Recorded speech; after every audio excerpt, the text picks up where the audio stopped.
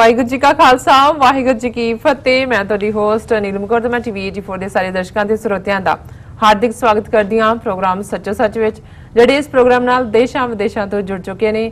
Programme ਸੱਚੋ ਸੱਚ ਦੀ ਰੂਹਰਵਾਂ doctor Amanjit Singh ji ਰੋਜ਼ਾਨਾ ਹੀ ਤਰ੍ਹਾਂ ਸਟੂਡੀਓ ਵਿੱਚ ਮੇਰੇ ਨਾਲ ਸ਼ਾਮਲ ਨੇ। ਆਓ ਨਾਲ ਮਿਲ ਕੇ ਅੱਜ ਦੀਆਂ ਅਹਿਮ ਵਿਚਾਰ ਚਰਚਾਵਾਂ ਕਰਦੇ ਹਾਂ।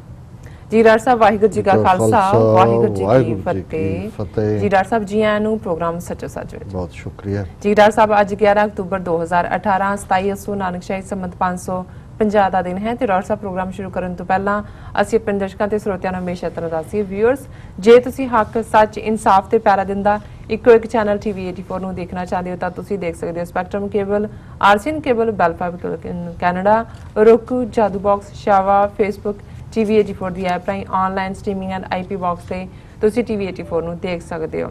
ਵਿਊਅਰਸ, ਜੇ ਤੁਸੀਂ टीवी 84 ਨਾਲ ਜਾਂ ਪ੍ਰੋਗਰਾਮ ਸੱਚੋ ਸੱਚ ਨਾਲ ਫੇਸਬੁੱਕ ਰਾਹੀਂ ਜੁੜੇ ਹੋ ਤਾਂ ਇਸ ਨੂੰ ਵੱਧ ਤੋਂ ਵੱਧ ਲਾਈਕ ਕਰੋ ਤੇ ਸ਼ੇਅਰ ਕਰੋ ਅਤੇ ਨਾਲ ਹੀ YouTube ਤੇ ਸਬਸਕ੍ਰਾਈਬ ਵੀ ਕਰੋ। Thank you so much. So keep watching TV 84। ਜੀ ਡਾਕਟਰ ਸਾਹਿਬ, ਪ੍ਰੋਗਰਾਮ ਦੇ ਸ਼ੁਰੂ ਵਿੱਚ ਗੱਲਬਾਤ ਕਰਾਂਗੇ ਅੱਜ ਦੇ ਪਹਿਲੇ ਮੇਨ ਇਸ਼ੂ ਦੀ। ਜੀ ਡਾਕਟਰ ਸਾਹਿਬ ਕੀ ਕਹਿਣਾ ਚਾਹੋਗੇ? ਦੇਖੋ, ਜੇ ਇਹ ਦੇਖਣਾ ਹੋਏ ਕਿ ਝੂਠ ਨੂੰ ਕਿਵੇਂ ਪਰੋਸਿਆ ਜਾਂਦਾ ਹੈ, ਕਿਵੇਂ ਵੇਚਿਆ ਜਾਂਦਾ ਹੈ ਜੀ, ਕਿਵੇਂ ਆਊਟ ਆਫ ਦਾ ਬਲੂ ਅਸਮਾਨ ਚੋਂ ਕਿਸੇ ਚੀਜ਼ ਨੂੰ ਫੇਕ ਕ੍ਰੀਏਟ ਕਰਕੇ ਉਹਨੂੰ ਜਿਹੜਾ 24 ਕੈਰਟ ਦਾ ਸੋਨਾ ਸਾਬਤ ਕਰ ਦਿੱਤਾ ਜਾਂਦਾ ਹੈ, ਤੇ ਫਿਰ ਇਹ ਆਰਟ ਬ੍ਰਾਹਮਣਵਾਦੀਆਂ ਨੇ 4000 ਸਾਲ ਦੇ ਵਿੱਚ ਜਿੱਥੇ ਉਹਨਾਂ ਦੀ ਹੋਂਦ ਹੈ ਜੀ, ਜਿੱਥੇ ਉਹਨਾਂ ਨੇ ਆਪਣਾ ਇਹ ਕੂੜ ਪਸਾਰਾ, ਆਪਣਾ ਇਹ ਚੱਕਰ ਵਿਊ ਔਰ ਆਪਣਾ ਇਹ ਚਾਣਕਿਆ ਜਾਲ ਵਿਛਾਇਆ, ਇਸ ਦਾ ਕੋਈ ਦੁਨੀਆ ਦੇ ਵਿੱਚ ਸਾਨੀ ਨਹੀਂ ਜੀ। ਬੇਸ਼ੱਕ ਡਿਪਲੋਮੇਸੀ ਦੀ ਦੁਨੀਆ ਹੋਏ, ਕਪਟ ਦੀ ਦੁਨੀਆ ਹੋਏ, ਛਲ ਦੀ ਦੁਨੀਆ ਹੋਏ, ਦੂਸਰਿਆਂ ਨੂੰ ਕਿਵੇਂ ਜਿਹੜਾ ਉਹ ਐਂਟਾਈਸ ਕਰਨਾ ਹੈ ਜਾਂ ਫਸਾਣਾ ਹੈ, ਇਹਦੇ 'ਚ ਬਹੁਤ ਸਾਰੇ ਨਾਂ, ਕੋਈ ਮੈਕੀਆਵੈਲੀ, ਕੋਈ ਹੋਰ ਵੈਸਟ ਦੇ ਜਾਂ ਦੂਸਰੇ ਜਿਹੜੇ ਨੇ ਉਹ ਇਸਤੇਮਾਲ ਹੁੰਦੇ ਨੇ, ਪਰ ਇਸ ਮਾਮਲੇ ਦੇ ਵਿੱਚ ਬ੍ਰਾਹਮਣਵਾਦੀਆਂ ਦੀ ਝੰਡੀ ਹੈ। ਔਰ ਅਸੀਂ ਦੇਖਦੇ ਹਾਂ ਵੀ ਕਿਸ ਤਰੀਕੇ ਦੇ ਨਾਲ ਇਹ ਧੋਖਾਦਹੀ 2014 ਦੀਆਂ ਪਾਰਲੀਮੈਂਟ ਦੀਆਂ ਚੋਣਾਂ ਮੋਦੀ ਨੇ ਬਨਾਰਸ ਤੋਂ ਲੜੀਆਂ। ਗੁਜਰਾਤ ਦਾ ਰਹਿਣ ਵਾਲਾ, ਗੁਜਰਾਤ ਦਾ ਮੁੱਖ ਮੰਤਰੀ ਕਿੰਨੀ ਵਾਰ ਬਣਿਆ, ਔਰ ਉੱਥੇ ਜਾ ਕੇ ਉਹਨੇ ਦਾਅਵਾ ਕੀਤਾ ਕਿ ਗੰਗਾ ਪੁੱਤਰ, ਮੈਂ ਗੰਗਾ 'ਚ ਡੁਬਕੀ ਲਗਾਈ ਹੈ ਔਰ ਗੰਗਾ ਪੁੱਤਰ ਜਿਹੜਾ ਹੈ ਉਹ ਮੈਂ ਬਣ ਗਿਆ, ਔਰ ਮਾਤਾ ਗੰਗਾ ਨੂੰ ਸਭ ਤੋਂ ਪਹਿਲਾਂ ਮੈਂ ਸਾਫ਼ ਕਰਾਂਗਾ ਜੀ ਕਿ ਇਹ ਦੁਨੀਆ ਦੀ ਸਭ ਤੋਂ ਪੋਲਿਊਟਡ ਰਿਵਰ ਹੈ ਔਰ ਇਹਦੀ ਸਫਾਈ ਹੈ ਮੇਰਾ ਪਹਿਲਾ ਧਰਮ ਹੈ। ਫਿਰ ਅਸੀਂ ਦੇਖਦੇ ਹਾਂ ਵੀ ਉਸੇ ਹੀ ਗੰਗਾ 'ਚ ਬਨਾਰਸ ਜਾ ਕੇ ਕੇਜਰੀਵਾਲ ਨੇ ਵੀ ਡੁਬਕੀ ਲਾਈ। ਉਹਨੇ ਕਿਹਾ ਭਾਵੇਂ ਮੈਂ ਪਹਿਲਾਂ ਨਾਸਤਕ ਸੀ ਪਰ ਹੁਣ ਮੈਂ ਇੱਥੇ ਆ ਕੇ ਮੈਂ ਇਹ ਦੇਖਿਆ ਵੀ ਮਾਂ ਗੰਗਾ ਨੇ ਔਰ ਰੱਬ ਨੇ ਮੈਨੂੰ ਕਿਸੇ ਖਾਸ ਮਿਸ਼ਨ ਲਈ ਭੇਜਿਆ। ਉਹ ਵੀ ਜਿਹੜਾ ਹੈ ਉਹ ਰੱਬ ਦਾ ਸਪੋਕਸਪਰਸਨ ਬਣ ਗਿਆ। ਔਰ ਕੇਜਰੀਵਾਲ ਨੇ ਕੀ ਛਲ ਕਪਟ ਕੀਤੇ, ਖਾਸ ਤੌਰ ਤੇ ਪੰਜਾਬ ਦੇ ਲੋਕਾਂ ਨਾਲ, ਸਿੱਖਾਂ ਨਾਲ, ਔਰ ਖਾਸ ਤੌਰ ਤੇ ਉਹਨਾਂ 'ਚੋਂ ਵੀ ਅੱਗੋਂ ਬਾਹਰਲੇ ਸਿੱਖਾਂ ਨਾਲ, ਜਿਨ੍ਹਾਂ ਨੇ ਧੜਾ ਧੜ ਧਨ ਭੇਜ ਕੇ ਜਾਂ ਦੂਜਾ ਉਹਦੇ ਜਿਹੜੀ ਹੈ ਸਾਰੀ ਕਈ ਪੁਸ਼ਤਾਂ ਦੀ ਗਰੀਬੀ ਜਿਹੜੀ ਹੈ ਉਹ ਚੱਕ ਦਿੱਤੀ। ਔਰ ਹੁਣ ਉਹੀ ਕੇਜਰੀਵਾਲ ਕਿਵੇਂ ਹੱਥ ਜੇ ਝਾੜ ਕੇ ਜਿਹੜਾ ਉਹ ਪਾਸੇ ਹੋਇਆ, ਔਰ ਪੰਜਾਬ ਦੇ ਵਿੱਚ ਕੀ ਸੀਨ ਚੱਲ ਰਿਹਾ ਉਹਨੂੰ ਅਸੀਂ ਰੋਜ਼ਾਨਾ ਆਲਮੋਸਟ ਡਿਸਕਸ ਕਰਦੇ ਹਾਂ ਜੀ। ਮੈਂ ਇਸ ਬੇਸ਼ੱਕ ਟੌਪਿਕ ਅੱਜ ਦੇ ਇਸ ਓਪਨਿੰਗ ਸੈਗਮੈਂਟ ਦੇ ਵਿੱਚ ਅਸੀਂ ਜਿਹੜੀ organisation for minorities of India ਆਫਮੀ ਹੈ, ਉਹਨਾਂ ਦੀ ਇੱਕ ਪ੍ਰੈਸ ਰਿਲੀਜ਼ ਨੂੰ ਬਣਾਵਾਂਗੇ ਕਿ ਕਿਵੇਂ ਭਾਰਤ ਦੀ ਹਕੂਮਤ 9 ਅਫਰੀਕੀ ਦੇਸ਼ਾਂ ਦੇ ਵਿੱਚ ਇਸ ਮੁਹਿੰਮ ਨੂੰ ਚਲਾ ਰਹੀ ਹੈ ਕਿ ਗਾਂਧੀ ਦੇ ਸਟੈਚੂ ਨੂੰ ਇੰਸਟਾਲ ਕੀਤਾ ਜਾਏ। ਔਰ ਇਹ ਐਜ਼ ਏ ਪ੍ਰੀ ਕੰਡੀਸ਼ਨ ਹੈ ਕਿ ਇਹਨਾਂ ਜਿਹੜੇ ਛੋਟੇ ਛੋਟੇ ਦੇਸ਼ ਨੇ ਵਿਚਾਰੇ ਅਣਵਿਕਸਿਤ, ਜਿਨ੍ਹਾਂ ਦੀ ਡਿਵੈਲਪਮੈਂਟ ਨਹੀਂ ਹੋਈ, ਉਹਨਾਂ ਨੂੰ ਕਿ ਤੁਹਾਨੂੰ ਅਸੀਂ ਕ੍ਰੈਡਿਟ ਲਾਈਨ ਦੇਵਾਂਗੇ, ਲੋਨ ਦੇਵਾਂਗੇ, ਏਡ ਦੇਵਾਂਗੇ, ਪਰ ਕੰਡੀਸ਼ਨ ਇਹ ਹੈ ਕਿ ਵੀ ਤੁਸੀਂ ਗਾਂਧੀ ਦੇ ਸਟੈਚੂ ਜਿਹੜੇ ਨੇ ਉਹ ਲਾਓ।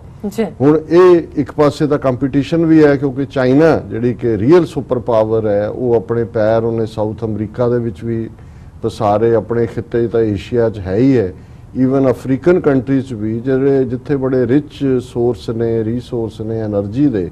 ਚਾਈਨਾ ਜਿਹੜਾ ਹੈ ਉਹ ਉਹਦੀ ਡਿਵੈਲਪਮੈਂਟ ਮੰਗ ਕਰਦੀ ਹੈ ਕਿ ਉਹ એનર્ਜੀ ਦੇ ਅੱਡ-ਅੱਡ ਰੀਸੋਰਸਿਸ ਤੱਕ ਪਹੁੰਚ ਕਰੇ। ਸੋ ਇਹ ਆਪਣੇ ਵੱਲੋਂ ਪਹੁੰਚਣਾ ਉੱਥੇ ਚਾਹੁੰਦੇ ਨੇ, ਥੋੜਾ ਥੋੜਾ ਜਿਹੜਾ ਦੇ ਕੇ ਇਹਨਾਂ ਦੇ ਕੋਲ ਆਪਣੇ ਕੋਲ ਕੀ ਹੈ, ਜਿਵੇਂ ਉਹ ਪੰਜਾਬੀ 'ਚ ਕਹਿੰਦੇ ਨੇ ਕਿ ਵੀ ਉਹ ਗੰਜੀ ਨੇ ਨਹਾਉਣਾ ਕੀ ਹੈ ਤੇ ਨਿਚੋੜਨਾ ਕੀ ਹੈ।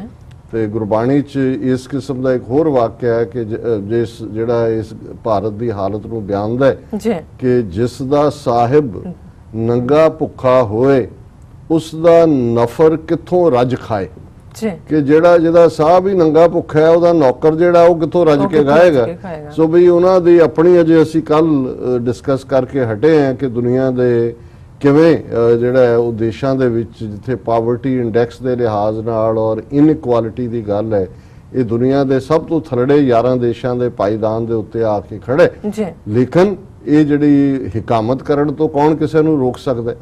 ਉਹ ਤਾਂ ਇਹਨਾਂ ਦੇ ਬਲੱਡ 'ਚ ਹੈ ਕਿ ਵੀ ਤੁਸੀਂ ਜੁੱਤੀਆਂ ਵੀ ਖਾ ਰਹੇ ਹੁੰਦੇ ਨੇ ਫਿਰ ਕਹਿੰਦੇ ਨੇ ਇਬਕੀ ਬਾਰ ਮਾਰ ਤੋਂ ਦੇਖੋ, ਇੱਕ ਹੋਰ ਉਹਨੇ ਛੱਡੇ ਫਿਰ ਪਾਸੇ ਹੋ ਗਏ ਖਲੋਗਾ ਇਬਕੀ ਬਾਰ ਮਾਰ ਤੋਂ ਦੇਖੋ, ਖਾ ਰਹੇ ਨੇ ਫਿਰ ਵੀ ਇਬਕੀ ਬਾਰ ਮਾਰ ਤੋਂ ਦੇਖੋ। ਸੋ ਇਹ ਇਸ ਕਿਸਮ ਦੀ ਇਹਨਾਂ ਦੀ ਇਹ ਹੈਂਕੜ ਦੀ ਲਾਈਨ ਹੈ।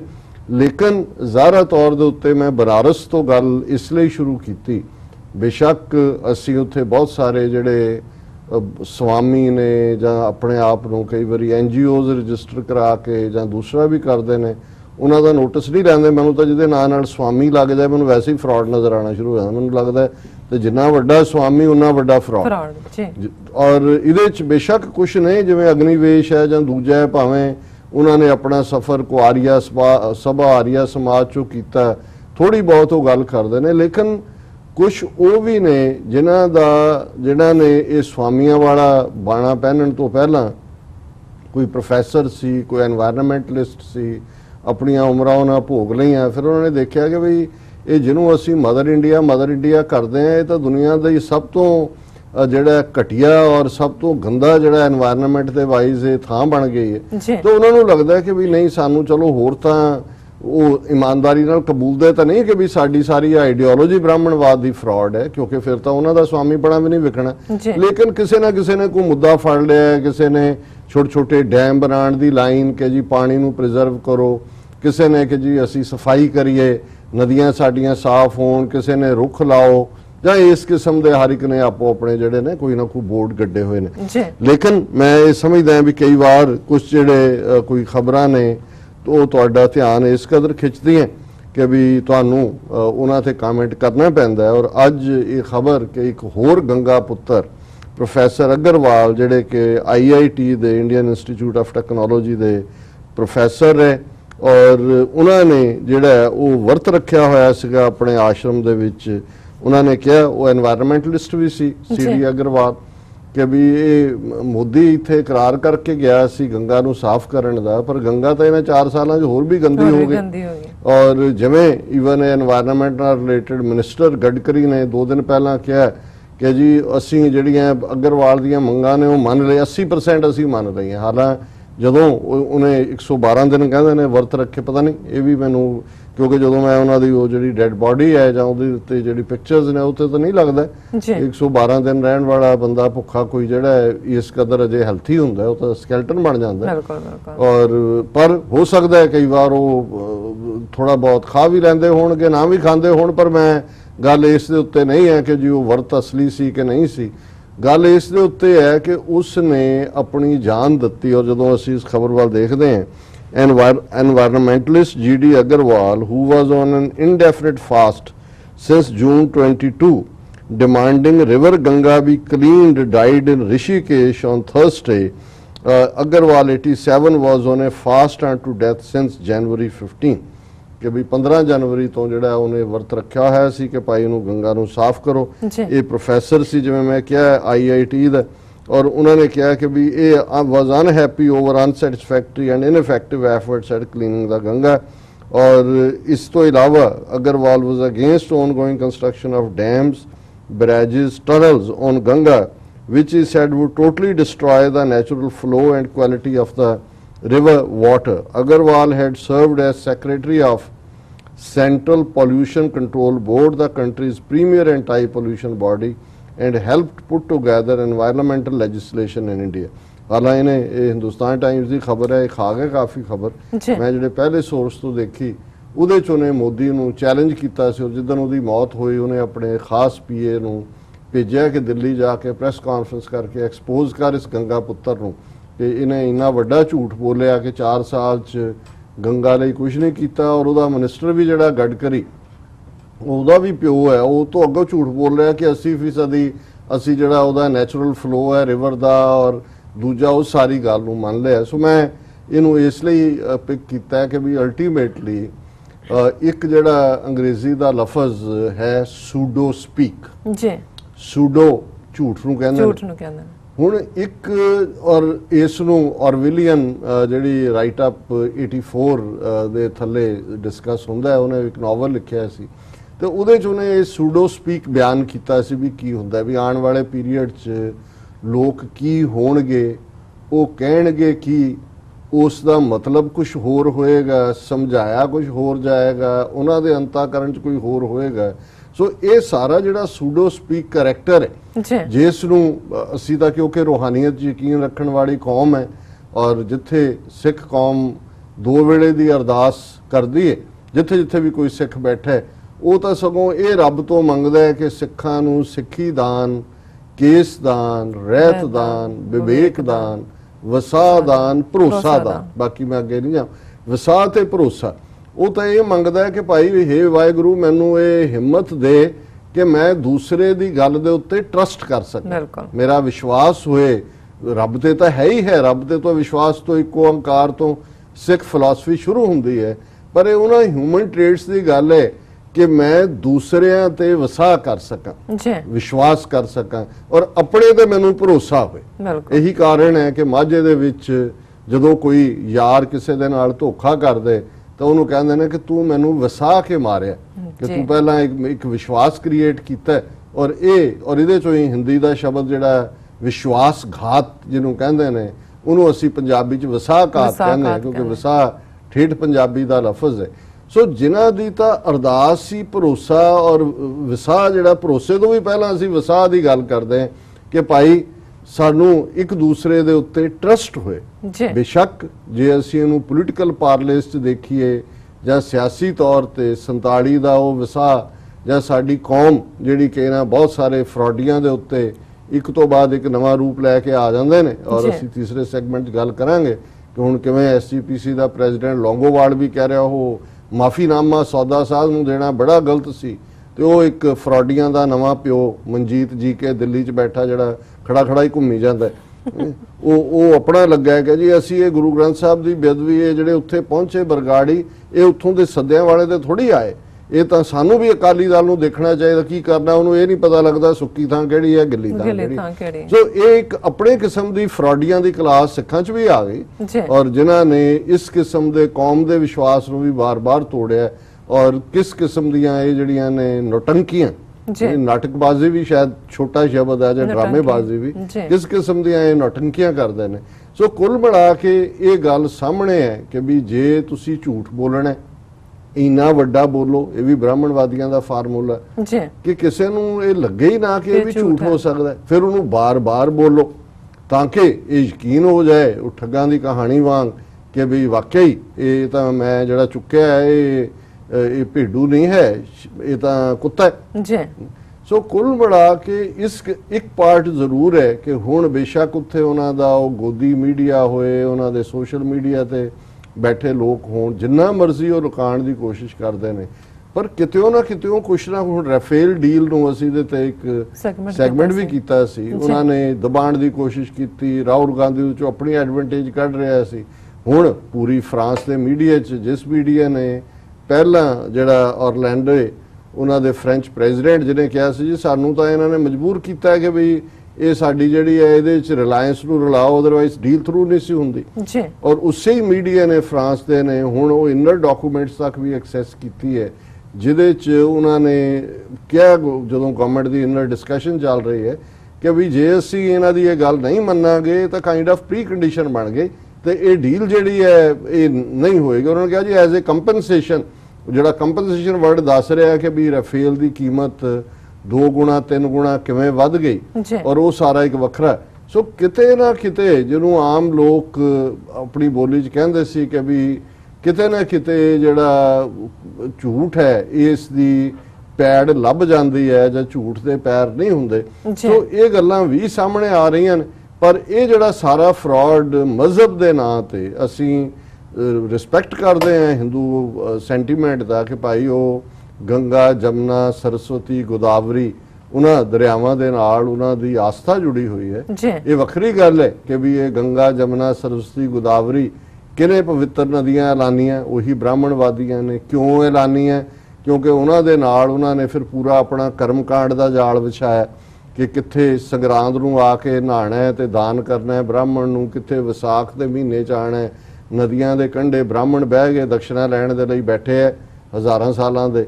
ਔਰ ਅੱਜ ਵੀ ਉਹ ਕੁੰਭ ਦਾ ਮੇਲਾ ਹੋਏ, ਕੋਈ ਸੂਰਜ ਗ੍ਰਹਿਣ ਦਾ ਮੇਲਾ ਹੋਏ, ਉਹ ਦਰਿਆਵਾਂ ਦੇ ਕੰਢੇ। ਔਰ ਇਹ ਵੱਖਰੀ ਗੱਲ ਹੈ ਵੀ ਸਿੱਖ ਥਾਟ ਨੇ ਈਵਨ ਇਸ ਜਿਹੜਾ ਧਾਰਮਿਕ ਕਰਮਕਾਂਡ ਸੀ ਇਹ ਸਾਰੇ ਨੂੰ ਨੈਗੇਟ ਕਰਦਿਆਂ ਗੁਰੂ ਸਾਹਿਬ ਨੇ ਫਰਮਾਇਆ ਸੀ ਕਿ ਗੰਗਾ, ਜਮਨਾ, ਸਰਸਵਤੀ, ਗੋਦਾਵਰੀ ਤੇ ਕਰੇ ਉਦਮ ਧੂੜ ਸਾਧੂ ਕੀ ਤਾਈ।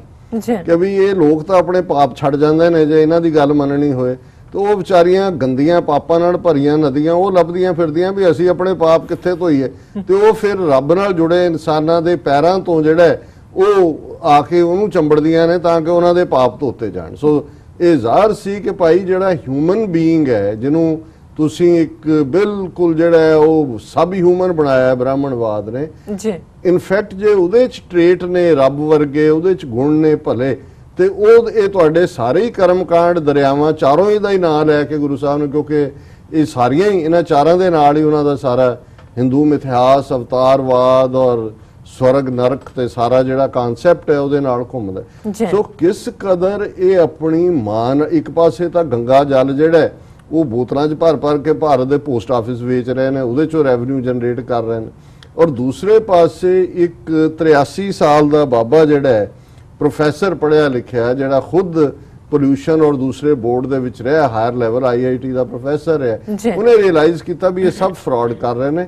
ਜਦੋਂ ਤੱਕ ਕੋਈ ਪ੍ਰੋਪਰ ਲੈਜਿਸਲੇਸ਼ਨ ਫਾਰਮ ਦੇ ਵਿੱਚ ਕੋਈ ਗੱਲ ਸਾਹਮਣੇ ਨਹੀਂ ਆਉਂਦੀ, ਉਹਨੂੰ ਇੰਪਲੀਮੈਂਟ ਕਿਵੇਂ ਕਰਨਾ ਹੈ? ਇਹ ਸਾਰੇ ਹੀ ਉਹਨਾਂ ਕਾਰਖਾਨਿਆਂ ਦੇ ਮਾਲਕ ਨੇ ਜਿਨ੍ਹਾਂ ਕਾਰਖਾਨਿਆਂ ਦਾ ਗੰਦਾ ਪਾਣੀ ਜਿਹੜਾ ਉਹ ਦਰਿਆ ਦੇ ਵਿੱਚ ਸੁੱਟਿਆ ਜਾਂਦਾ ਹੈ। ਗੰਗਾ ਜਿੱਥੋਂ ਗੰਗੋਤਰੀ ਤੋਂ ਸ਼ੁਰੂ ਹੁੰਦੀ ਹੈ ਔਰ ਸਾਰੀ ਉਸ ਉੱਤਰਾਖੰਡ ਤੋਂ ਨਿਕਲ ਕੇ ਸਾਰੇ ਯੂਪੀ, ਬਿਹਾਰ ਔਰ ਬੰਗਲਾਦੇਸ਼ ਜਾ ਕੇ ਪਦਮਨੀ ਬਣ ਜਾਂਦੀ ਹੈ।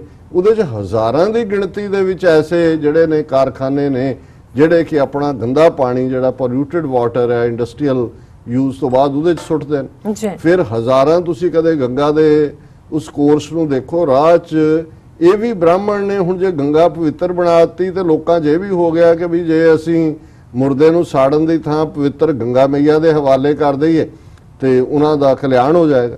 ਨਤੀਜੇ ਦੇ ਤੌਰ ਤੇ ਡੈੱਡ ਬਾਡੀਜ਼ ਗੰਗਾ ਦੇ ਵਿੱਚ ਸੁੱਟੀਆਂ ਜਾਂਦੀਆਂ ਨੇ। ਫਿਰ ਗੱਲ ਇੱਥੇ ਨਹੀਂ ਹੈ ਕਿਉਂਕਿ ਦਰਿਆ ਪਵਿੱਤਰ ਹੈ, ਉਹਦੇ ਕੰਢੇ ਜਿਹੜੇ ਸੰਸਕਾਰ ਵੀ ਕਰਦੇ ਨੇ, ਜਿਹੜਾ ਕੁਝ ਬਚਦਾ ਉਹ ਵੀ ਗੰਗਾ ਦੇ ਹਵਾਲੇ, ਅੱਧ ਸੜੀਆਂ ਡੈੱਡ ਬਾਡੀਜ਼ ਜਿਹੜੀਆਂ ਨੇ ਉਹ। ਸੋ ਕੁੱਲ ਮਿਲਾ ਕੇ ਤੁਸੀਂ ਦੇਖੋ ਕਿੰਨਾ ਵੱਡਾ ਫਰਾਡ ਹੈ। ਔਰ ਤੁਸੀਂ ਇਹਨਾਂ ਦੇ ਇੰਟਰਨੈਟ ਤੇ ਦਰਜਨਾਂ ਸਾਈਟ ਦੇਖ ਸਕਦੇ ਹੋ, ਉਹ ਕਹਿੰਦੇ ਨੇ ਜੀ ਗੰਗਾ ਜਲ ਕਦੇ ਗੰਦਾ ਹੁੰਦਾ ਹੀ ਨਹੀਂ। ਉਹ ਦੂਜੇ ਪਾਸੇ millions of dollars foreign aid ਦੇ ਲੈ ਰਹੇ ਨੇ, ਉਹਨਾਂ ਦੇ ਐਕਸਪਰਟ ਸੱਦ ਰਹੇ ਨੇ ਕਿ ਜਿਹਨੂੰ ਦੱਸੋ ਅਸੀਂ ਕਿਵੇਂ ਜਿਹੜਾ ਉਹ ਪਿਉਰੀਫਾਈ ਕਰੀ। ਸੋ ਇਹ ਟੋਟਲ ਫਰਾਡ, ਔਰ ਇਹਨਾਂ ਸਾਰੇ ਫਰਾਡੀਆਂ ਦਾ ਵੱਡਾ ਪਿਓ, ਜਿਵੇਂ ਮੈਂ ਕਿਹਾ ਕਿ ਵੀ ਤੁਸੀਂ ਉਹ ਯੋਗੀ ਵਰਡ ਨਾਲ ਲਾ ਲਓ, ਸੰਨਿਆਸੀ ਲਾ ਲਓ, ਸਵਾਮੀ ਲਾ ਲਓ, ਭਗਵੇ ਕੱਪੜੇ ਪਾ ਲਓ, ਸਿੱਖਾਂ 'ਚ ਚਿੱਟੇ ਚੋਲੇ ਦਾ ਕ੍ਰਿਸ਼ਮਾ ਹੈ, ਚਿੱਟੇ ਚੋਲੇ ਪਾ ਲਓ ਤੁਸੀਂ, ਔਰ ਹੱਥ 'ਚ ਕੋਈ ਉਹਨਾਂ ਦੀ ਮਾਲਾ ਲਪੇਟ ਲਈ, ਕਿਸੇ ਨੇ ਕੋਈ ਹੋਰ ਪਾ ਲਈ, ਕੋਈ ਗਲ 'ਚ ਵੀ 5-7 ਮਾਲਾ ਪਾ ਲਈਆਂ, ਕਈਆਂ ਨੇ ਪੈਰਾਂ 'ਚ ਵੀ ਖੜਾਵਾਂ ਪਾਈਆਂ ਹੋਈਆਂ ਨੇ।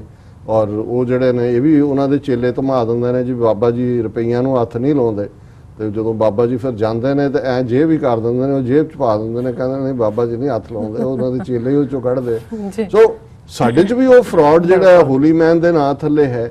ਪਰ ਇਹਨਾਂ ਨੇ ਇਸ ਸਭ ਤੋਂ ਵੱਡਾ ਫਰਾਡ ਜਿਹਨੇ ਪੋਲਿਟਿਕਸ ਦੇ ਵਿੱਚ ਭਾਰਤ ਦੀ ਰਾਜਨੀਤੀ 'ਚ 20ਵੀਂ ਸਦੀ 'ਚ ਧਰਮ ਨੂੰ, ਮਜ਼ਹਬ ਨੂੰ ਇੱਕ ਫਰਾਡ ਬਣਾ ਕੇ ਇਸਤੇਮਾਲ ਕੀਤਾ ਆਪਣੀ ਸਿਆਸੀ ਜਿਹੜੀ ਹੈ ਗੱਲ ਨੂੰ ਅੱਗੇ ਤੋਰਨ ਲਈ ਜਾਂ ਆਪਣਾ ਸਿਆਸੀ ਕੱਦ ਵਧਾਉਣ ਲਈ। ਉਹਦਾ ਨਾਂ ਮੋਹਨਦਾਸ, ਉਹਦੇ ਪਿਓ ਦਾ ਨਾਂ ਕਰਮਚੰਦ ਤੇ ਨਾਲ ਗਾਂਧੀ, ਤੇ ਉਹ MK ਗਾਂਧੀ, ਮੋਹਨਦਾਸ ਕਰਮਚੰਦ ਗਾਂਧੀ, ਉਹ ਇਹਨਾਂ ਦਾ ਰਿਵਾਜ ਹੈ, ਪਿਓ ਨੂੰ ਵੀ ਨਾਲ ਹੀ ਲਿਖਦੇ ਨੇ ਕਿਉਂਕਿ ਹੋ ਸਕਦਾ ਕਹਿੰਦੇ ਉਹਦੇ 'ਚ ਵੀ ਕੋਈ ਪੈਸੇ ਮਿਲਦੇ ਹੋਣ। ਸੋ ਹੁਣ ਉਹਨੇ ਇੱਕ ਪਾਸੇ ਤਾਂ ਇੱਕ ਅਸੀਂ ਆਲਰੇਡੀ ਇੱਕ ਸੈਗਮੈਂਟ ਇਸ ਦੇ ਉੱਤੇ ਕੁਝ ਦਿਨ ਪਹਿਲਾਂ 2 ਅਕਤੂਬਰ ਨੂੰ ਕੀਤਾ ਸੀ ਜਦੋਂ ਇਹ ਫਰਾਡੀਆ ਜੰਮਿਆ ਸੀ ਕਿ ਵੀ ਇਹ ਸਾਰਾ ਕੀ ਹੈ ਔਰ ਕਿਵੇਂ ਇਹਨੇ ਜਿਹਦੇ ਬਾਰੇ ਉਹਨੇ ਲਾਰਡ ਵਾਵਲ ਨੇ ਆਪਣੀ ਡਾਇਰੀ 'ਚ ਕਿਹਾ ਕਿ ਬਈ I don't know how people call him Mahatma. He is a very shrewd politician. ਫਿਰ ਇਹ ਵੀ ਸਾਹਮਣੇ ਆ ਗਿਆ ਹੁਣ ਤੱਕ ਕਿੰਨੇ ਅਕਾਊਂਟ ਨੇ ਕਿ ਸੈਕਸ਼ੂਅਲ ਪ੍ਰੀਡੇਟਰ ਹੈ, ਕਿਵੇਂ ਮਾਈਨਰ ਬੱਚੀਆਂ ਨਾਲ ਆਪਣੀਆਂ ਹੀ ਪੋਤੀਆਂ ਦੇ ਨਾਲ ਜਿਹੜਾ ਉਹ ਐਕਸਪੈਰੀਮੈਂਟਸ ਕਰ ਰਿਹਾ ਸੀ ਕਿ ਜੀ ਮੈਂ ਉਹ ਲਫ਼ਜ਼ ਕਹਿ ਨਹੀਂ ਸਕਦਾ। ਸੋ ਹੁਣ ਇਹ ਉਹਦਾ ਇਹ ਸਾਰੀ ਚੀਜ਼ਾਂ ਔਨ ਦਾ ਰੈਕਰਡ ਨੇ। ਲੇਕਿਨ ਜਿਹੜੇ ਮੂਵ ਨੂੰ ਲੈ ਕੇ ਔਰ ਜਿਸ ਕਰਕੇ ਮੈਂ ਅੱਜ ਇਸ ਆਫਮੀ ਆਰਗੇਨਾਈਜੇਸ਼ਨ ਦੀ ਪ੍ਰੈਸ ਰਿਲੀਜ਼ ਨੂੰ ਚੁਣਿਆ ਕਿ ਇੱਕ ਪਾਸੇ ਜਿਨ੍ਹਾਂ ਦੇ ਹੱਥ 'ਚ ਹਕੂਮਤ ਹੈ ਉਹਨਾਂ ਬਾਰੇ ਜਿਵੇਂ ਕਿਸੇ ਨੇ ਇੱਕ ਜੁਮਲਾ ਕਿਹਾ ਕਿ ਜੀ ਮੂੰਹ ਮੇ ਰਾਮ ਰਾਮ ਦਿਲ ਮੇ ਨੱਥੂ ਰਾਮ। ਹੁਣ ਇੱਕ ਪਾਸੇ ਤਾਂ ਉਹ ਨੱਥੂ ਰਾਮ ਨੂੰ ਯਾਦ ਕਰਦੇ ਨੇ, ਗੋਡਸੇ ਨੂੰ ਸੈਲੀਬ੍ਰਿਟੀ ਹੈ ਕਿਉਂਕਿ RSS ਦਾ ਸੀ ਔਰ ਉਹਦੀਆਂ ਐਸ਼ਿਜ਼ ਅਜੇ ਰੱਖੀਆਂ ਹੋਈਆਂ ਨੱਥੂ ਰਾਮ ਦੀਆਂ, ਉਹਨਾਂ ਨੂੰ ਗੰਗਾ 'ਚ ਗੰਦੀ ਗੰਗਾ 'ਚ ਨੂੰ ਹੋਰ ਗੰਦਾ ਨਹੀਂ ਕੀਤਾ। ਉਹਨੇ ਕਿਹਾ ਜੀ ਉਹਦੀ ਵਿਸ਼ ਸੀ ਕਿ ਜਦੋਂ ਅਖੰਡ ਭਾਰਤ ਬਣ ਜਾਏਗਾ ਉਦੋਂ ਜਿਹੜਾ ਇਹ ਮੇਰੀਆਂ ਉਸ ਗੰਗਾ ਦੇ ਵਿੱਚ ਸੁੱਟੀਆਂ ਜਾਣ। ਸੋ ਜ਼ਾਹਰ ਹੈ ਕਿ ਵੀ ਅਜੇ ਉਹ ਵੇਟ ਕਰਦੇ ਨੇ ਕਿ ਕਦੋਂ ਬਾਕੀ ਸਾਰੇ ਮੁਲਕ ਅਸੀਂ ਤੋੜਨੇ ਨੇ ਔਰ ਫਿਰ ਨੱਥੂ ਜਿਹੜਾ ਹੈ ਉਸ ਦੀਆਂ ਅਸਥੀਆਂ ਦਰਿਆ ਦੇ ਵਿੱਚ ਸੁੱਟਣੀਆਂ ਨੇ। ਸੋ ਇੱਕ ਪਾਸੇ ਉੱਥੇ ਤਾਂ ਉਹ ਸੌਦਾ ਲੋਕਾਂ ਨੂੰ ਵੇਚ ਰਹੇ ਨੇ, ਗਾਂਧੀ ਦੀ ਲੈਗੇਸੀ ਹੋਏ, ਨਹਿਰੂ ਦੀ ਲੈਗੇਸੀ ਹੋਈ, ਦੱਸ ਰਹੇ ਨੇ ਕਿ ਬਈ ਇਹਨੇ ਕਿਵੇਂ ਇਹ ਸਾਡੀ ਪ੍ਰਾਚੀਨ ਸਭਿਅਤਾ ਦੇ ਖਿਲਾਫ ਹੈ। ਪਰ ਹੁਣ ਇਹਨਾਂ ਦੀ ਸੇਲਜ਼ਮੈਨਸ਼ਿਪ ਦੇਖੋ, ਇਹਨਾਂ ਨੂੰ ਪਤਾ ਹੈ ਵੀ ਦੁਨੀਆ 'ਚ ਇਹਨਾਂ ਨੇ ਜਿਵੇਂ ਕਿਉਂਕਿ ਕਾਂਗਰਸ ਦਾ ਰਾਜ ਸੀ, ਨਹਿਰੂ ਵੀ ਦਿਲੋਂ ਤਾਂ ਨਫ਼ਰਤ ਕਰਦਾ ਸੀ ਗਾਂਧੀ ਨੂੰ। ਉਹਨੇ ਇੱਕ ਦੋ ਥਾਂ ਤੇ ਇੱਕ ਵਾਰੀ ਕੈਨੇਡੀਅਨ ਪ੍ਰਾਈਮ ਮਿਨਿਸਟਰ ਉਹਨਾਂ ਜ਼ਮਾਨਿਆਂ 'ਚ ਸੀ, ਉਹਨੇ ਕਿਹਾ ਜੀ ਇਹ ਉਹਨੇ ਬੜਾ ਅਪਮਾਨਿਤ ਕਰਨ ਵਾਲਾ ਸ਼ਬਦ ਇਸਤੇਮਾਲ ਕੀਤਾ ਕਿ ਵੀ ਇਹ ਆਊਟ ਆਫ ਮਾਈਂਡ ਹੈ। ਜਦੋਂ ਇਹ ਗਾਂਧੀ ਆਪਣੀਆਂ ਗੱਲਾਂ ਕਰਦਾ ਸੀ, ਇਕਨੋਮੀ ਦੀਆਂ ਗੱਲਾਂ ਕਰਦਾ ਸੀ, ਉਸ ਲੈਵਲ ਦੇ ਉੱਤੇ ਉਹ ਕੁਝ ਵੀ ਨਹੀਂ ਸੀ।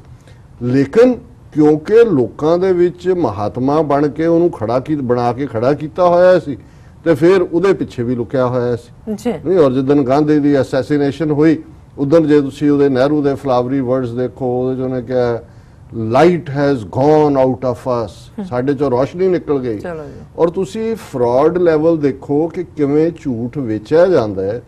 ਐਲਬਰਟ ਆਇਨਸਟਾਈਨ ਦੁਨੀਆ ਦਾ ਵੱਡਾ ਸਾਇੰਟਿਸਟ, ਨੋਬਲ ਲੌਰੀਏਟ, ਯਹੂਦੀ ਜਿਸ ਨੇ ਥਿਊਰੀ ਆਫ ਰਿਲੇਟਿਵਿਟੀ ਦਿੱਤੀ, ਇੱਥੇ ਨਿਊ ਜਰਸੀ 'ਚ ਰਿਹਾ, ਉਹਨੇ ਗਾਂਧੀ ਦੀ ਮੌਤ ਤੇ ਕਿਹਾ ਸੀ ਕਿ generations to come will hardly believe that such a person ever existed on this planet in bones and flesh।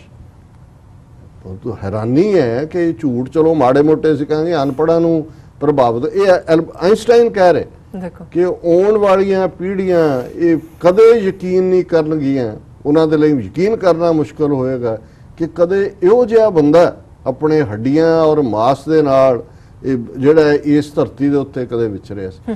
ਹੁਣ ਉਹ ਜਿਹੜਾ ਵਿਚਿਆ ਹੋਇਆ ਹੈ ਕਾਂਗਰਸ ਨੇ, ਹੁਣ ਬੀਜੇਪੀ ਨੂੰ ਲੱਗਦਾ ਹੈ ਜਿਨ੍ਹਾਂ ਦੇ ਕੋਲ ਹਕੂਮਤ ਹੈ ਕਿ ਇੱਥੋਂ ਦਾ ਇਹਨਾਂ ਦਾ ਸਫਾਇਆ ਕਰੋ। ਉਹ ਤਾਂ ਕਹਿੰਦਾ ਜੀ ਅਸੀਂ ਕਾਂਗਰਸ ਦਾ ਭੋਗ ਪਾਤਾ, ਉੱਥੇ ਤਾਂ ਦਿਲ ਮੇ ਨੱਥੂ ਰਾਮ ਹੈ। ਹੁਣ ਬਾਹਰ ਕਿਉਂਕਿ ਵਿਕਦਾ ਹੈ, ਉਹਨਾਂ ਨੇ ਕਿਹਾ ਕਿ ਜੀ ਇਹਨੂੰ ਵੇਚੋ, ਕਿਉਂਕਿ ਜਿਉਂ-ਜਿਉਂ ਇਹਨਾਂ ਨੇ ਵਾਇਲੈਂਸ ਕਰਨੀ ਹੈ ਤਿਉਂ-ਤਿਉਂ ਇੰਡੀਆ ਦਾ ਇਮੇਜ ਬੈਸ਼ਿੰਗ ਹੋ ਰਹੀ ਹੈ। ਪਰ ਉਹ ਦੱਸਣਾ ਚਾਹੁੰਦੇ ਨੇ ਅਸੀਂ ਇਦਾਂ ਦੇ ਥੋੜ੍ਹੇ ਲੁੱਕ ਐਟ ਆ ਸਾਡਾ ਬੰਦਾ ਜਿਹਨੂੰ ਵਿਚਾਰਿਆਂ ਨੂੰ ਜਿਹੜਾ ਉਹਨੇ ਚਰਚਲ ਨੇ ਜਦੋਂ ਮਿਲਣ ਤੋਂ ਨਾ ਆ ਗਏ ਉਹਨੇ ਕਿਹਾ I don't want to see this half naked man, ਇਹ ਕਿੱਥੋਂ ਆ ਗਿਆ। ਲੇਕਿਨ ਦੇਸ਼ ਰਹੇ ਕਿ ਜੀ ਦੇਖੋ ਹੱਡੀਆਂ ਦੀ ਮੁੱਠ, ਪਿੰਜਰ, ਬੱਕਰੀ ਦਾ ਦੁੱਧ ਪੀਣ ਵਾਲਾ, ਦੇਖੋ ਕਿੰਨਾ ਵੱਡਾ ਸ਼ਾਂਤੀ ਦਾ ਮਸੀਹਾ, ਉਹਨੂੰ ਬੁੱਧ ਤੇ ਜੀਸਸ ਬਣਾ ਕੇ ਪ੍ਰੈਜ਼ੈਂਟ ਕੀਤਾ ਹੈ। ਔਰ ਹੁਣ ਉਹ ਵਿਚਾਰੇ ਅਫਰੀਕਨ ਦੇਸ਼ ਜਿਹੜੇ ਪਹਿਲਾਂ ਲੰਬੀ ਸਲੇਵਰੀ, ਕਦੇ ਯੂਰਪੀਅਨ ਕੋਈ ਇੱਕ ਪਾਵਰ ਜਾਂ ਦੂਜੇ ਨੇ ਉਹਨਾਂ ਨੂੰ ਰੋਂਦੇ ਆ, ਅੱਜ ਵੀ ਉਹਨਾਂ ਦੇ ਰਿਸੋਰਸ ਲੁੱਟਣ ਦੇ ਲਈ ਇਹਨਾਂ ਦੀਆਂ ਕਈਆਂ ਦੀਆਂ ਪ੍ਰਾਈਵੇਟ ਆਰਮੀਜ਼ ਨੇ। ਉੱਥੋਂ ਸੀਅਰਾ ਲਿਓਨ ਦੇ ਵਿੱਚ ਤੁਸੀਂ ਦੇਖੋਗੇ ਉੱਥੇ ਹੀਰੇ ਨਿਕਲਦੇ ਨੇ। ਪਹਿਲਾਂ ਤਾਂ ਇਹਨਾਂ ਨੇ ਐਸਾ ਫਰਾਡ ਉੱਥੇ ਕੀਤਾ ਕਿ ਵੀ ਇਹਨਾਂ ਦੇ ਜਿਹੜੇ ਚਰਚ ਸੀ ਉੱਥੇ ਉਹ ਲੋਕਾਂ 'ਚ ਧਮਾ ਦਿੱਤਾ ਕਿ ਇਹ ਜਿਹੜੀ ਚਮਕਦੀ ਚੀਜ਼ ਹੁੰਦੀ ਹੈ ਕੋਈ ਵੀ, ਇਹ ਸ਼ੈਤਾਨ ਹੁੰਦਾ। ਔਰ ਉਹਨਾਂ ਲੋਕਾਂ ਨੂੰ ਕਿਹਾ, ਔਰ ਫਿਰ ਜਿਹੜੇ ਆਪਣੇ ਖੇਤਾਂ 'ਚ ਕੋਈ ਹਲ ਚਲਾਉਣ ਵੇਲੇ ਜਦੋਂ ਹੀਰਾ ਨਿਕਲਦਾ ਸੀ ਜਾ ਕੇ ਪਾਦਰੀ ਨੂੰ ਦਿੰਦੇ ਸੀ ਕਿ ਜੀ ਇਹ ਸ਼ੈਤਾਨ ਹੈ, ਇਹਨੂੰ ਤੁਸੀਂ ਜਿਹੜਾ ਉਹ ਸ਼ੈਤਾਨ ਨੂੰ ਦੂਰ ਕਰਨ ਦੇ ਵੀ ਪੈਸੇ ਲੈਂਦੇ ਸੀ ਕਿ ਜੋ ਸ਼ੈਤਾਨ ਕੱਢ ਕੇ ਕਹਿੰਦੇ ਸੀ ਹੁਣ ਅਸੀਂ ਸ਼ੈਤਾਨ ਜੇਬ 'ਚ ਪਾ ਲਿਆ, ਹੁਣ ਫਿਕਰ ਦੀ ਲੋੜ ਨਹੀਂ ਤੁਹਾਨੂੰ, ਤੁਸੀਂ ਜਾ ਕੇ ਖੇਤੀ। ਸੋ ਉੱਥੇ ਇੱਕ ਤਾਂ ਇਹ ਲੱਗੇ ਹੋਏ ਨੇ ਉਹਨਾਂ ਦੇ ਰਿਸੋਰਸ ਲੁੱਟਣ, ਔਰ ਦੂਜੇ ਪਾਸੇ ਹੁਣ ਇੰਡੀਆ ਨੂੰ ਲੱਗਦਾ ਹੈ ਕਿ ਵੀ ਜੇ ਅਸੀਂ ਆਪਣਾ ਬਣਾਉਣਾ ਵੀ ਹੈ ਤੇ ਗਾਂਧੀ ਦਾ ਜਿਹੜਾ ਉਹ ਇਮੇਜ ਕਾਇਮ ਰੱਖੋ ਤਾਂ ਕਿ ਆਪਣਾ ਵਾਇਲੈਂਟ ਜਿਹੜਾ ਸਾਡਾ ਇਮੇਜ ਹੈ, ਹਿੰਸਕ ਜਿਹੜੀ ਸਾਡੀ ਸ਼ਕਲ ਹੈ, ਉਹ ਗਾਂਧੀ ਦੇ ਪਿੱਛੇ ਲੁਕ ਜਾਏ। ਔਰ ਇਹਦੇ ਥੱਲੇ ਜਿਹੜੀ ਉਹਨਾਂ ਦੀ ਪ੍ਰੈਸ ਰਿਲੀਜ਼ ਹੈ organisation for minorities of India ਦੀ, ਉਹਦਾ ਹੈਡਲਾਈਨ ਹੈ। ਔਰ ਜਿਵੇਂ ਮੈਂ ਕਿਹਾ ਵੀ 9 ਅਫਰੀਕਨ ਦੇਸ਼ਾਂ ਜਿਨ੍ਹਾਂ ਨੇ ਇਹ ਮੂਵ ਚਲਾਇਆ ਕਿ ਵੀ ਅਸੀਂ ਗਾਂਧੀ ਦਾ ਅਸੀਂ ਤੁਹਾਨੂੰ ਏਡ ਔਰ ਲੋਨ ਔਰ ਕ੍ਰੈਡਿਟ ਲਾਈਨ ਤਾਂ ਹੀ ਦੇਵਾਂਗੇ। ਉਹਨਾਂ 'ਚ ਇੱਕ ਦੇਸ਼ ਮਲਾਵੀ ਹੈ ਔਰ Malawi southern central African country ਹੈ। ਔਰ ਇਸ ਸਾਰੇ ਦੇ ਵਿੱਚ ਉਹਨਾਂ ਨੇ ਜਿਹੜਾ ਗਾਂਧੀ ਦਾ ਸਟੈਚੂ ਲਾਉਣ ਦਾ ਕੀਤਾ ਔਰ ਕਿਉਂਕਿ ਹੁਣ ਇਹ ਆਫਮੀ ਹੋਏ ਜਾਂ ਦੂਸਰੀਆਂ ਹੋਰ ਵੀ ਦਲਿਤ ਆਰਗੇਨਾਈਜੇਸ਼ਨਸ ਨੇ ਔਰ ਜਾਗਰੂਕ ਲੋਕ ਨੇ ਜਿਹੜੇ ਗਾਂਧੀ ਦੇ ਰੇਸਿਸਟ ਹੋਣਗੇ। ਉਹ ਗਾਂਧੀ ਜਿੰਨੀ ਦੇਰ ਸਾਊਥ ਅਫਰੀਕਾ 'ਚ ਰਿਹਾ, ਅਸੀਂ ਅੱਗੇ ਵੀ ਜ਼ਿਕਰ ਕੀਤਾ ਸੀ 16-17 ਸਾਲ, ਉਹਨੇ ਕੋਈ ਬਰਾਬਰੀ ਦੇ ਲਈ ਜਾਂ ਲੋਕਾਂ ਦੇ ਹੱਕਾਂ ਲਈ ਕੋਈ ਸੰਘਰਸ਼ ਨਹੀਂ ਕੀਤਾ। ਉਹਦਾ ਆਰਗੂਮੈਂਟ ਤਾਂ ਸੀ ਕਿ ਵੀ ਤੁਹਾਡੇ ਦੋ ਸੈੱਟ ਨੇ ਕਾਨੂੰਨਾਂ ਦੇ, ਗੋਰਿਆਂ ਲਈ ਕਾਲਿਆਂ, ਅਸੀਂ ਕਾਲੇ ਨਹੀਂ ਹੈਗੇ। ਕਾਲਿਆਂ ਨੂੰ ਉਹਨੇ ਜਿਹੜਾ ਸਲੇਵ ਔਰ ਹੋਰ ਵੀ ਉਹਨਾਂ ਦੇ ਲਈ ਕਾਫਿਰ ਇਹ ਸ਼ਬਦ ਵੀ ਗਾਂਧੀ ਨੇ ਇਸਤੇਮਾਲ ਕੀਤਾ ਔਰ ਜਿਹੜਾ ਉਹਨੇ ਕਦੇ ਵੀ ਵਾਪਸ ਨਹੀਂ ਲਿਆ ਜਿਹੜੀਆਂ ਉਹਦੀਆਂ ਸਟੇਟਮੈਂਟਾਂ ਨੇ। ਫਿਰ ਉਹਨਾਂ ਨੇ ਜਿਹੜਾ ਹੁਣ ਇਸ ਸ਼ਹਿਰ 'ਚ ਜਿਹੜਾ ਮਲਾਵੀ ਦੇਸ਼ ਹੈ ਉਹਦਾ ਇੱਕ ਵੱਡਾ ਸੈਕੰਡ ਵੱਡਾ ਸ਼ਹਿਰ ਹੈ ਬਲੈਂਟਾਇਰ, ਉਸ ਦੇ ਵਿੱਚ ਗਾਂਧੀ ਦਾ ਜਿਹੜਾ ਉਹ ਬੁੱਤ ਲਾਉਣਾ ਚਾਹੁੰਦੇ ਨੇ। ਸਰਕਾਰ ਨੇ ਜਿਹੜਾ ਉਹ ਇੰਡੀਆ ਵਾਲਿਆਂ ਨੇ ਆਈਡੈਂਟੀਕਲ ਬੁੱਤ ਬਣਾਏ ਹੋਏ ਨੇ, ਉਹ ਉਹਨਾਂ ਨੂੰ ਦਿੰਦੇ ਨੇ। ਲੋਕਾਂ ਨੇ ਵਿਰੋਧ ਕੀਤਾ ਔਰ ਇਸ ਪ੍ਰੈਸ ਰਿਲੀਜ਼ ਦੇ ਮੁਤਾਬਕ ਇਹ ਹੈ ਕਿ ਵੀ ਗਵਰਨਮੈਂਟ ਨੇ ਅੱਗੋਂ ਕਿਹਾ the statue is a precondition for India's sponsorship of construction of Mahatma Gandhi International Convention Center in Blantyre. In total, India plans to install identical centers in 9 African countries. However, many locals say that investment project comes at the cost of honoring a racist. उन्होंने एक India कहता जी असी तुहानू international convention centre बना के देंगे, पर उदी उदी जिहड़ी आ प्री कंडीशन है कि उन्होंने उहदे च गांधी दे स्टैचू होणगे। लोकां दा कहना जी ये तां एक रेसिस्ट नू ऑनर कर रहे हैं और 3000 तो ज़्यादा लोगों ने जिहड़ा कि मलावी गवर्नमेंट दे इस गांधी का स्टैचू लाने की लाइन विरोध कर रहे हैं। उन्होंने पटीशन भी जी चलाई है और फिर उन्होंने कहा कि भी मलावी गवर्नमेंट ने पहला तो उन्होंने डिफेंड किया कि जी असी जिहड़ा इसनूं जिहड़ा नहीं मानते और असी पटीशन नूं नहीं मानते। फिर जदों लोगों का जोर पिया और एक जिहड़ा हैशटैग चल रहा है गांधी मस्ट फॉल घाना कोलिशन, और ये वो प्रोफैसर ने जिन्होंने गांधी का स्टैचू जिहड़ा घाना दे विच एक यूनिवर्सिटी दे विच लाउणा चाहुंदे सी और उन्होंने अपोज कीता सी और फाइनली नहीं सी लगन दिता। उन्होंने कहा कि भाई ये जिहड़ा पार्ट है this is truly part of a larger struggle encompassing the entire global African world. We will not be silenced. We will not be silenced in the restoration of truth, dignity and African self-respect. कि भी ये तो challenge है साढ़े self respect नूं कि इस resist Gandhi नूं तुसीं लिया के जिहड़ा खड़ा कर रहे हो। और इस ऑर्गेनाइजेशन दी स्पोक्स पर्सन है रॉक्सैन कार्टर। उन्हें अगों कहा we understand that Gandhi was not just a man who spread hatred against black people, कि भी वो कला ये नहीं भी उन्हें कालियां दे खिलाफ नफरत फैलाई, but also a sexual predator who forced his own teenage female relatives to share his bed in a twisted test of his efforts at celibacy। कि उन्हें अपनियां रिश्तेदार कुड़ियां जिहड़ियां पोतियां सी उहदियां उन्हां नूं भी फोर्स कीता कि जिहड़ा वो अपना एक्सपेरीमेंट कर रहा है उहदे च शरीक होण। सो इसे तरह उन्होंने कहा कि भी as a woman it is deeply offensive that a statue of this man should be put up at any place in the world। उन्होंने कहा औरत होने के नाते इस जिवें मैं कहा सी भी जे अमरीका च हुंदा ते पेडोफाइल गांधी जिहड़ा है अंदर हुंदा जेल दे सारी उम्र जमानत ना हुंदी वो विदाउट पैरोल हुंदा। अज दुनिया दे किसे भी ये बिल्कुल इनटॉलरेबल है। इसे तरह ही उन्होंने मिस्टर पीटर फ्रेडरिक जिहड़े ने साउथ एशियन एनालिस्ट ने उन्होंने भी कहा कि भी ये सारा जिहड़ा it is degrading to black people to tell them that they can only get loans lines of credit development jobs और positive diplomatic relations with India if they agree to honour a man who openly promoted white supremacy। उन्होंने कहा जी इस तो वध के होर की शर्म की गल है कि जिहड़ा गोरा नस्लवाद यकीन रखता सी उन्होंने प्रमोट कर रहे हैं और इन्हां बेचारे गरीब देशों को कह रहे हैं तुहानू लोन क्रेडिट लाइन तां ही देंगे उन्होंने प्रमोट करो। If India were sincerely interested in the advancement of Malawi's economy it would remove this condition. कि जे वाकई भारत नूं है कि जी उन्होंने मलावी की मदद करनी है तो फिर ये जिहड़ी कंडीशन लाई हुई है जी गांधी का स्टैचू जरूर लाओ ਇਹ ਜਿਹੜਾ ਇਸ ਨੂੰ ਖਤਮ ਕਰਨ। ਔਰ ਇਸੇ ਤਰ੍ਹਾਂ ਇਹ ਅਸੀਂ ਐਪਰੀਸ਼ੀਏਟ ਕਰਦੇ ਹਾਂ ਆਫਮੀ ਨੂੰ ਕਿ ਉਹਨਾਂ ਨੇ ਜਦੋਂ ਸ਼ਿਕਾਗੋ ਦੇ ਵਿੱਚ ਵੀ ਮੌਨ ਭਾਗਵਤ ਆਇਆ, ਬੜਾ ਜਿਹੜਾ ਸਾਰਾ ਪ੍ਰੋਟੈਸਟ ਬੇਸ਼ੱਕ ਸਿੱਖ ਦੂਸਰੀਆਂ ਜਥੇਬੰਦੀਆਂ ਨੇ ਕਸ਼ਮੀਰੀ ਸਾਰੇ ਟੁਗੈਦਰ ਸੀ, ਪਰ ਇਹਨਾਂ ਦੀ ਪ੍ਰੈਜੈਂਟੇਸ਼ਨ ਔਰ ਮਿਸਟਰ ਪੈਟਰਿਕ ਜਿਹੜਾ ਫਰੀਡ ਪੈਟਰਿਕ ਉਹਨਾਂ ਦਾ ਨਾਂ ਹੈ, ਉਹਨਾਂ ਦੀ ਜਿਹੜੀ ਉੱਥੇ ਸਪੀਚ ਵੀ ਸੀ ਵੈਰੀ ਕਲੈਰਿਟੀ ਦੇ ਨਾਲ ਕਿ ਉੱਥੇ ਕੀ ਹੈ। ਲੇਕਿਨ ਹੁਣ ਇਸ ਸਾਰੇ ਨੂੰ ਅਸੀਂ ਕੀ ਕਹਿ ਸਕਦੇ ਜੀ ਡਾਕਟਰ ਕਿ ਸਾਹਿਬ ਵੀ ਉਹ ਮੈਨੂੰ ਅਖੀਰ ਉਹ ਈਰਾਨ ਦੇ ਕਿਸੇ ਸ਼ਾਇਰ ਦਾ ਕੋਟ ਜਿਸ ਨੂੰ ਸਾਡੇ ਮਿੱਤਰ ਸ਼ੇਖ ਸਾਹਿਬ ਉਹਨਾਂ ਨੂੰ ਸ਼ੇਅਰ ਤਾਂ ਯਾਦ ਨਹੀਂ ਸੀ, ਉਹਦਾ ਮਤਲਬ ਸੀ ਕਿ ਕਹਿੰਦੇ ਸੀ ਵੀ ਕਈ ਵਾਰ ਅੱਲਾ ਮੀਆਂ ਵੀ ਦੰਦਾਂ ਥੱਲੇ ਉਂਗਲੀ ਦੇ ਲੈਂਦਾ ਕਿ ਸ਼ੈਤਾਨ ਨੂੰ ਰੋਜ਼ੀ ਕਿੱਥੋਂ ਮਿਲ ਰਹੀ। ਬਿਲਕੁਲ। ਸੋ ਇਹ ਇਕੱਲੀ ਸ਼ੈਤਾਨ ਨੂੰ ਰੋਜ਼ੀ 4000 ਸਾਲ ਤੋਂ ਇਸ ਫਰਾਡ ਦੇ ਉੱਤੇ ਇਹ ਬੈਠੇ ਹੋਏ ਨੇ ਔਰ ਸ਼ਾਇਦ ਇਹੀ ਸ਼ੈਤਾਨ ਨੇ ਆਪਣੀ ਹੋਂਦ ਇਹਨਾਂ ਰਾਹੀਂ ਕਾਇਮ ਰੱਖੀ ਹੋਈ ਹੈ। ਜੀ ਸੋ ਜੀ ਡਾਕਟਰ ਸਾਹਿਬ ਤੁਹਾਡਾ ਬਹੁਤ ਬਹੁਤ ਸ਼ੁਕਰੀਆ। ਤੁਸੀਂ ਪਹਿਲਾ ਇਸ਼ੂ ਸਾਡੇ ਦਰਸ਼ਕਾਂ ਨਾਲ ਸਾਂਝਾ ਕੀਤਾ। ਰਹਿੰਦੇ ਇਸ਼ੂ ਅਸੀਂ ਬ੍ਰੇਕ ਤੋਂ ਬਾਅਦ ਡਿਸਕਸ ਕਰਦੇ ਹਾਂ। ਇੱਥੇ ਲੈਣੇ ਆ ਬ੍ਰੇਕ ਤੋਂ ਪਹਿਲਾਂ ਅਸੀਂ ਆਪਣੇ ਦਰਸ਼ਕਾਂ ਤੇ ਸਰੋਤਿਆਂ ਨੂੰ ਅਪੀਲ ਤੇ ਬੇਨਤੀ ਕਰਦੀ ਹਾਂ ਵੀਅਰਸ, ਜਿਸ ਤਰ੍ਹਾਂ ਕਿ ਤੁਸੀਂ ਜਾਣਦੇ ਹੋ ਕਿ ਟੀਵੀ 84 ਮਨੁੱਖੀ ਹੱਕਾਂ ਦਾ ਪਹਿਰੇਦਾਰ ਹੈ। ਟੀਵੀ 84 ਸਿੱਖਾਂ, ਕਸ਼ਮੀਰੀਆਂ ਤੇ ਭਾਰਤੀਆਂ ਨਾਰਥ ਈਸਟ ਸਟੇਟਾਂ ਦੇ ਲੋਕਾਂ ਦੇ ਸਵੈ ਨਿਰਣੇ ਦੇ ਹੱਕਾਂ ਦਾ ਹਾਮੀ ਹੈ। ਅਸੀਂ ਚਾਹਾਂਗੇ ਕਿ ਤੁਸੀਂ ਟੀਵੀ 84 ਦੀ ਚੜ੍ਹਦੀ ਕਲਾ ਲਈ ਵੱਧ ਤੋਂ ਵੱਧ ਮਾਈਕ ਸਹਾਇਤਾ ਕਰੋ। ਤੁਸੀਂ ਆਪਣੀ ਮਾਈਕ ਸਹਾਇਤਾ ਸਾਡੀ ਵੈਬਸਾਈਟ tv84.tv ਤੇ ਜਾ ਕੇ ਪੇਪਲ ਦੀ ਵਰਤੋਂ ਕਰਕੇ ਮੰਥਲੀ ਡੋਨੇਟ ਕਰ ਸਕਦੇ ਹੋ, ਵਨ ਟਾਈਮ ਡੋਨੇਟ ਵੀ ਕਰ ਸਕਦੇ ਹੋ। ਤੁਸੀਂ ਟੀਵੀ 84 ਦੇ ਨਾਮ ਤੇ ਚੈੱਕ ਬਣਾ ਕੇ ਸਾਨੂੰ ਮੇਲ ਵੀ ਕਰ ਸਕਦੇ ਹੋ ਸਾਡੇ ਇਸ ਪਤੇ ਤੇ 36-0137 ਲੌਂਗ ਆਈਲੈਂਡ ਸਿਟੀ, ਨਿਊਯਾਰਕ 11101 USA, ਜਾਂ ਫਿਰ ਤੁਸੀਂ ਸਾਨੂੰ ਫੋਨ ਰਾਹੀਂ ਵੀ ਸੰਪਰਕ ਕਰ ਸਕਦੇ ਹੋ ਸਾਡੇ ਫੋਨ ਨੰਬਰ ਤੇ 5164060694। Thank you so much viewers. ਵਿਚਾਰਾਂ ਦਾ ਸਿਲਸਿਲਾ ਇਸ ਤਰ੍ਹਾਂ ਚੱਲਦਾ ਰਹੇਗਾ। ਮਿਲਦੇ ਹਾਂ ਆਫਟਰ ਦਿਸ ਸ਼ਾਰਟ ਬ੍ਰੇਕ।